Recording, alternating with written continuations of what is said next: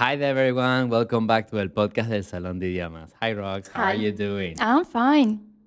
Well, what if I told you that I don't want to have an introduction for this podcast and just get cut to the chase? It will be amazing because I think we can create expectation, and after a while, I'm pretty sure everyone would realize what this podcast is about. Yeah, you think so? Okay. Because I think that if you don't have introductions in your podcast, then people would be confused. So like, what are you gonna be talking about today? But that's the fun of it, right? It's like unpredictability is also entertaining. Yeah. Don't I you mean, think so, guys? Of course. I mean, if you listen carefully, you will understand what the podcast is about. And if you listen carefully, you also learn better, right? Yeah, that's for sure. So, Lon, hadn't you been a teacher, what would you have been? Wow, that is like a question that I have so many different answers for that. Because if I hadn't been a teacher, I would have liked to be. I would have liked being. I don't know, like maybe a scientist, even like a professional flute player. No way, Yeah, really? yeah, yeah, yeah, yeah. And like the first job that I wanted to have when I was a little kid, it was being a geologist for Oh, some reason. that's For me, cool. That's that was cool. like the most interesting thing for me. I even had like little samples of dirt in my room. Like you can imagine that my mom was not a big fan of that. But those were because you were willing to get to know more about it, or just because they accumulated for some reason? I mean, it's just that I found interesting that like dirt could be different. So like since I was living in the woods, I would be like collecting dirt. Like, oh, this dirt that is close to the trees is like this. Oh, Oh, that's really interesting. cool. And I believe geology is a pretty underestimated. Wouldn't call it. I don't know, science. Yeah, it's a science, but I don't know. Like for people who have watched this famous show, The Big Bang Theory, I don't Yeah. know. So the main character Sheldon Cooper doesn't believe that it's a true science for Okay. some reason. Like, no, that character is weird. But You know, anyhow. so if I hadn't played YouTube yesterday while I was cooking, I wouldn't have learned about the fact that the Mediterranean Sea, there was a time when the Mediterranean Sea was actually dried out. Wow. Yeah. Wow. Now that is a coincidence. That is a huge coincidence. Why? Like, I mean, that these topics are kind of like related. And is is this podcast going to be about geology and I know. geography, maybe? Well, if you have been presenting yourself for official exams, you would have seen that many of those questions are actually related to our topic today, which is The conditionals. there you have. I guess that you had listened carefully and were like, yeah, I get it.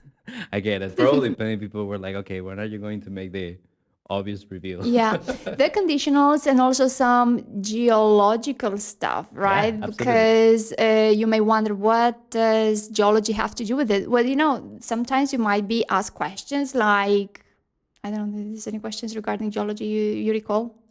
Well, not really geology, but definitely geography. And of course, that if you wanna over extrapolate, you can include geology into this. So, like a question that I always see like candidates stumble upon is something along the lines of, "What would you do if you were living underground?" or Yeah. something like that.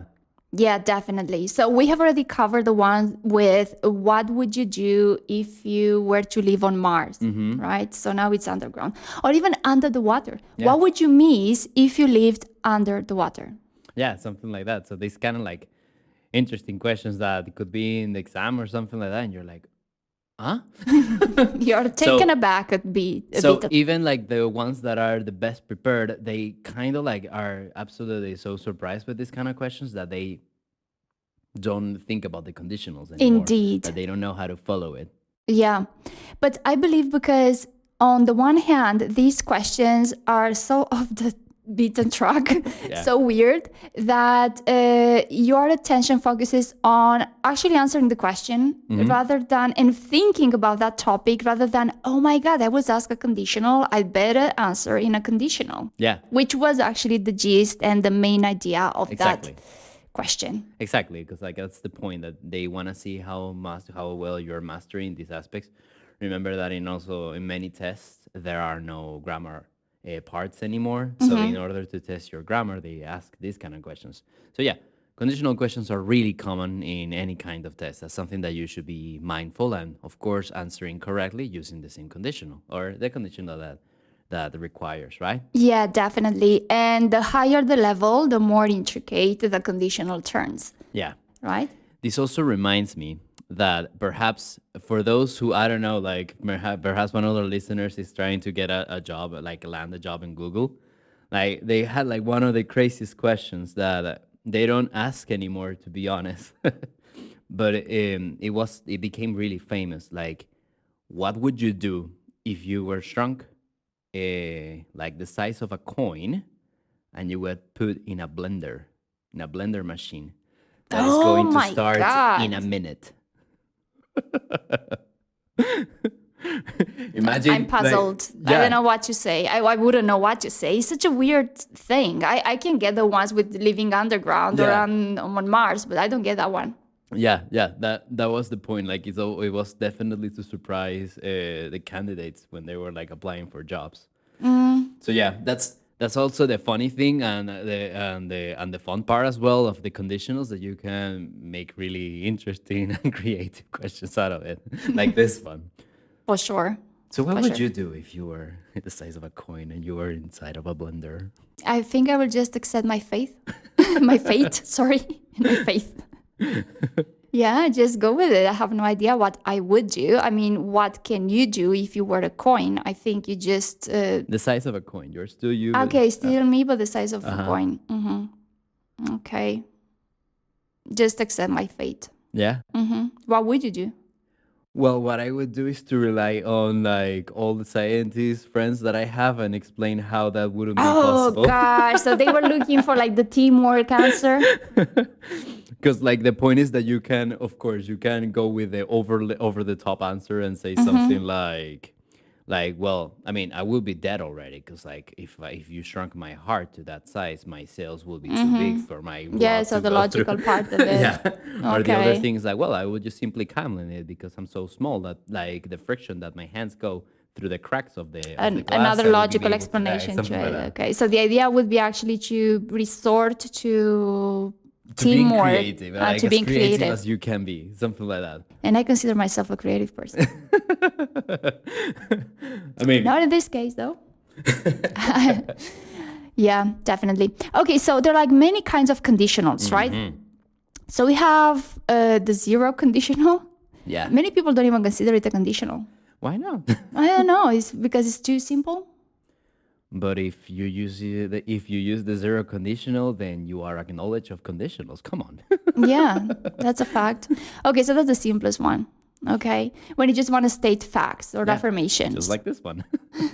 Indeed, like this one, that example. Then we have the first conditional. What's that about? Oh, that it's all about predictions. It's all about predicting the future. Of course, the only thing is that these kinds of predictions are really likely to be true, okay? You usually use the first conditional to talk about something that is going to happen. You know, the good old, if you study for the test, you will pass it, something like Yeah. that, right? Yeah. Yeah. But do you have something a little bit more creative than that? That is not being the size of the coin. Don't worry. You want me to give you like a different alternative or just go move on to the third conditional? No, more like something that is not, if you study, you will pass. Oh, okay. Well, right now you get me off the, I'm not that an improviser today. Sorry. If you have another one, just go along with it. Just spill the beans. Yeah, sure, absolutely. So you can say something like, if you watch Star Wars, you will change your life. Or not. Come on. Yeah, back then when I watched it, it was a pretty amazing show. Yeah, it absolutely changed my life. Actually. Yeah, I think that I don't know. It's just such an important part of my life. Yeah. If I stopped watching Star Wars, I would be very miserable. But that's now going to the next one, right? Indeed, because you've already used the past. Uh-huh. Okay, so that's the second conditional. By the way, there's a common mistake. I believe that's because it's taught wrong in the class. That you use, okay, in the first one, you use past simple, right? Mm-hmm. So if you studied or if you watched Star Wars, okay, so that's past simple, easy as pie. Now, if you move to the second clause, I don't know why here in Spain, in schools, you're usually taught that you use would plus present simple or something of a sort, or I don't know exactly how it's taught, but it's actually is just would with an infinitive. And that's it. And that's it, okay? Because if you remember, modal verbs are followed by infinitives without to. Now, mind you, there are two types of infinitives. Off the top of my head, I'm not sure if there are more. But the first one is a present infinitive, to eat, okay? And the second one is the past infinitive, which indeed exists, is to have eaten, haber comido, right? So that actually explains how the third conditional, like the difficult one, is formed. It's not with would plus present perfect, which I believe is such a disgrace for the ones coming out with grammar to say that it's a present perfect. No, God, it's just a past infinitive. Yeah. I wonder why they do like that. I really don't know why. I think that maybe there's like a translation from the book in English to Spanish, and then they're like within the translation, then something gets lost in between, and you're like, yeah, what? I don't know. Which actually this brings us to a different thing, which is it's a bit tightly related. Is the fact that as well, and I think we've already talked about this in different episodes, that whenever we want to mean solía, we are used to using used to in past, whereas we actually have would. So the same modal verb we use for second conditional and third conditional. So that would is the actual verdadero, the actual solía, right? Because it refers to repetitive actions in the past. Yeah, that completely blows the mind of many students. Like, but what? What isn't that just the ia in the conditionals? What? Yeah. It's the one with the yeah. Yeah, but it's also solía. So I'm sorry. Yeah. That's a fact. You gotta be more attentive. So now let's do a couple of exercises here just to make sure. Well, actually, I think I'm gonna get ahead of myself because I think that perhaps it would be better if we fully explain the third conditional deeply, like what is the point of using the third conditional. Of course, the third conditional is just to make yourself feel a little bit nostalgic or sad or or crying over spilled milk. So you use the third conditional to talk about, usually to talk about regrets, okay? Because you're talking about something in the past that could have been different if you had done something different, but you didn't. So things were not the way that you imagine. Yeah, definitely. I always have to draw a timeline. And I feel like I'm explaining the Dark. Have you watched Dark? Yeah. So I feel like I'm explaining Dark timeline when I'm explaining the third conditional. I have to say, look, you are here in the present. So if we go back to the past, this is the first action. But if you go a little bit further, this is another action. This is also in the past. Yeah, I'm still trying to get my mind around the fact that the way time worked in Dark, the series, because it's and I still have, I watched the first, the second season, I still didn't get many answers though. Yeah, and you won't. And I want, right? Have you watched Dark? Really good show, huh? Okay, great. And just to make it clearer, the second conditional, we use it to basically talk about hypothetical actions, okay, or hypothetical situations, okay? This could be really likely to happen. This could be completely impossible. This could be somewhat possible. And this is where you go with the good old, if I were you, you would, if I were you. Mm-hmm. What is that? Did I say that correctly? Yeah, it's not if I was you. And it's like what we call the subjunctive mood, okay? For those grammar nerds that like to listen to this explanation. So subjunctive mood for the second conditional, you gotta use where for every single pronoun, okay? Even if it's was. Yeah, no matter whether it's like the first person is singular or the third singular, you always have to use where. That's the correct version. I mean, okay, in real life, people use was. However, that's not correct. And Yeah. if we're applying this to later official exams, you should definitely use where. Yeah. So, of course, those who are listening and you haven't subscribed, if I were you, I would definitely subscribe to the channel as well as follow us on Spotify due to the fact that that way you're going to learn about the conditionals and so much more. So, yeah, it keeps fun. Definitely. Okay, so moving on, you said something really interesting. You said subjunctive, right? Now, we know that in Spain we have that, right? So in the Spanish language, we have indicativo and subjuntivo, right? Okay, So now you're gonna kill me this. I don't know any Spanish grammar. okay, sorry, I'm a bit of a, I studied this and I That's found it amazing. really, You because gotta my educate me. mother tongue doesn't have subjuntivo. So it took me a while to actually understand how that works. So English doesn't have it either, like officially doesn't have subjuntivo. Right? So in Spanish, it's easy to know when you're actually using subjuntivo because you just use ojalá, right? So whenever the verb goes with ojalá, you have a subjuntivo. Ojalá hubiera más gente aquí, right? So hubiera is the subjuntivo. Ah, okay. So, you don't have that. If you say I wish, which is like the equivalent to ojalá, it doesn't actually work the same way it does in Spanish. However, the alternative to subjunctive, did I say it correctly? Subjunctive? Subjunctive, yeah, is the conditionals. you Yeah, so conditionals are the subjectives. Wow. Are you like praying to the No, I'm trying to figure out whether I pronounced that word Did correctly. I make myself? No, I'm not pretty sure whether I pronounced it correctly. But anyhow, yeah, you know what I mean. Okay, so another interesting fact about conditionals is that you can actually you can actually invert them. So remember, guys, that in other episodes, we were talking about inversions as a pretty useful tool to show high level in our official exams. Now, you can do that with certain conditionals. Yep. Like, had I known what was about to happen, I wouldn't have gone there. Yeah. That sounds like an interesting start for a horror story. Or a narrative story, which is typical for There you official are. exams. Exactly. Yeah, that's a really good one. That gives suspense, which is something that you also need in your stories.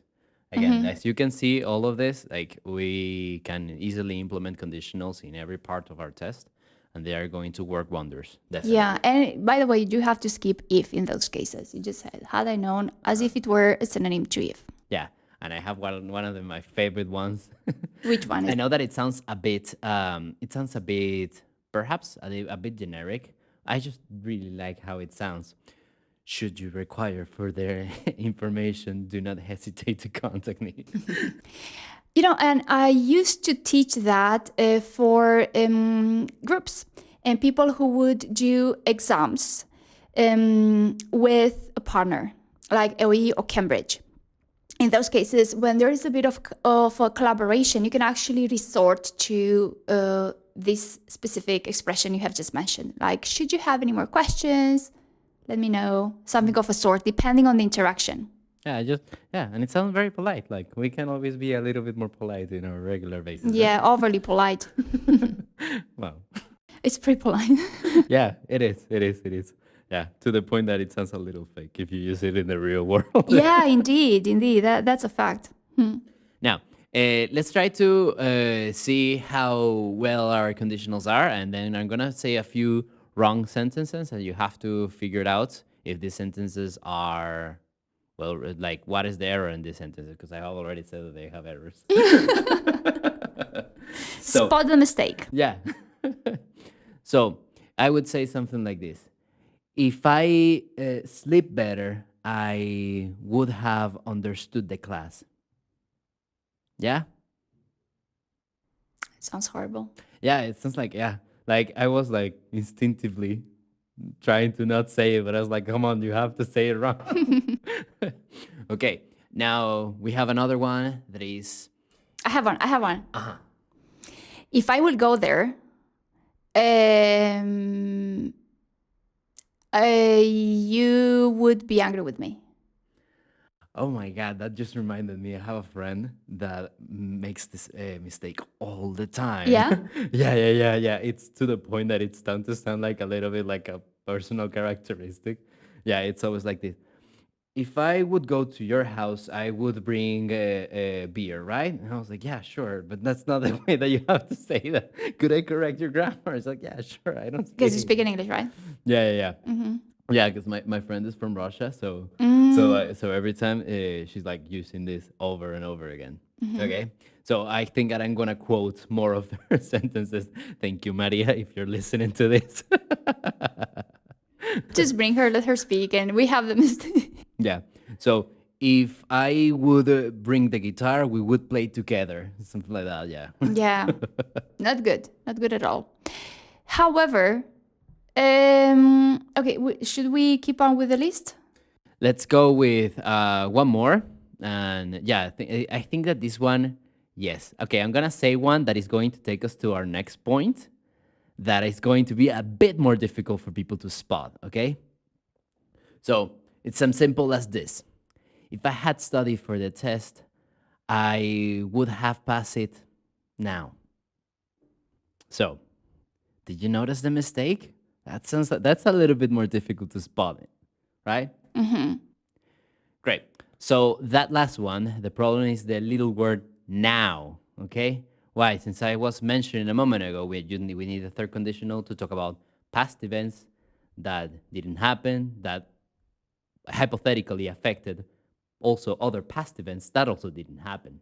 Okay, so if I am saying the word now, then that doesn't make sense. Nevertheless, we could have been talking about a situation that happened in the past that could be affecting right now, right? Yeah. So what do we do in this case? Oh, we have the so-called mixed conditionals. Why are you telling me that there are more than four conditionals? Yeah, 4.5. 4.5. That depends a little bit on how creative you can get with the conditional. Yeah, it's where you mix second conditional with third conditional. Great. So in this sentence, it would be something like, if I had studied for the test, I would pass the test now. Okay. And you use the past perfect in the first clause, and then the would infinitive in the second clause. Definitely. And you better be pretty attentive and careful with this. Since one of the reasons why, and I believe that happens, people say now is because in Spanish you actually say that. Ahora no hubiese, you know. So it's just a literal translation. Yeah. So in those cases, remember, whenever something of a sort comes out, just stop and think a bit, because most likely you have to use second conditional mixed with the third one. Yeah, actually, this is something that I would say that in many cases it ends up being more useful than the actual third conditional, because you could be talking about something in the past that it's more like relevant right now, rather than, I don't know, just talking about how sad you are because things are not the way that you expected them to be. I mean, come on, we can use the third conditional to talk about positive things, right? Yeah, could you give me an example? Yeah, for instance, you would say something like, if I hadn't applied for this job, I wouldn't have a podcast Oh, right right, now yeah. with you. Yeah. That's a good one, though. There you are. I wouldn't have started the podcast with you. Yeah, I mean, you can always turn it to the bright side. Yeah, there you are. Exactly. Fantastic.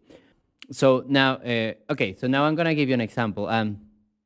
Let's see, because like probably the grammar works perfectly fine. However, something is a little bit off, okay? So for instance, if I say something like this, if I had been taller, I would be a basketball player right now. Like that sounds kind of like grammatically correct, right? Yeah. Yeah, but that sounds kind of weird, right? If I had been taller, does Yeah, that mean that something I can get taller later, like or something like I that? think there's a low likelihood. Yeah, exactly. That's the point. Like, so you be careful with that because, of course, it doesn't like is. You have to also consider about the verb that actually makes sense.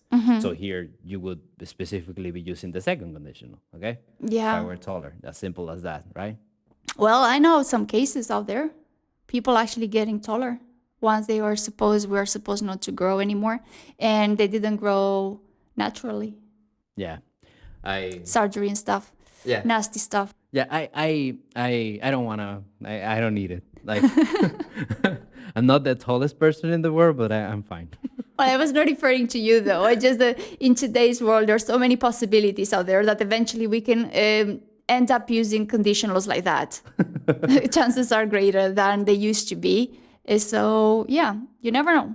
Okay, yeah, perhaps this sentence will not sound off in 10 years, and people will be like, "Well, we're talking about." Of course, you Yeah, can just like you can I don't know, just definitely take a pill and pop 30 seconds. grow a tooth, So there are like many opportunities in today's world and age. Correct.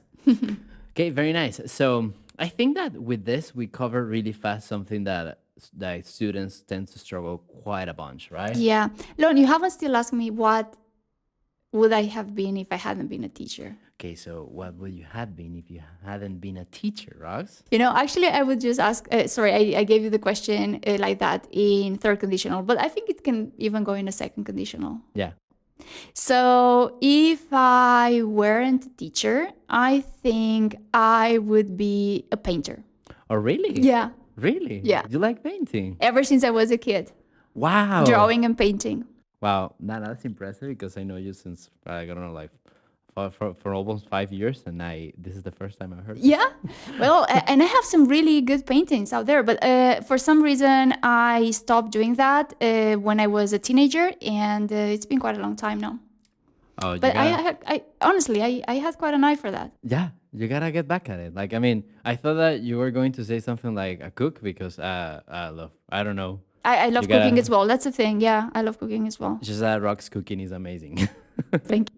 Well, I do have to admit, I'm into salty foods. Yet Lon here is amazing at cooking some sweets, especially his German specialty. Have you tried Streuselkuchen? Well, I did try, and that's finger licking good. Yeah, you gotta try that. Anyhow, so anything else that you would like to add to our little topic of the podcast? Or if we don't keep talking, we will regret it in the future? I think we have covered most of it. We do recommend you to be pretty attentive when you're asked question of a sort. So try to answer using conditionals, even though they sound a bit like weird and not the very automatic from you. Just give it a try and keep trying, and eventually they will come naturally and hopefully correctly. Yeah. Oh yeah, I do have one little question that I'm sure that our listeners will be pretty interested in. Which conditionals do you think are the most useful? For official exams or in general in life? In general, like which ones do you think are the most useful because you use them more often, or that of course they can boost your score in the official exams?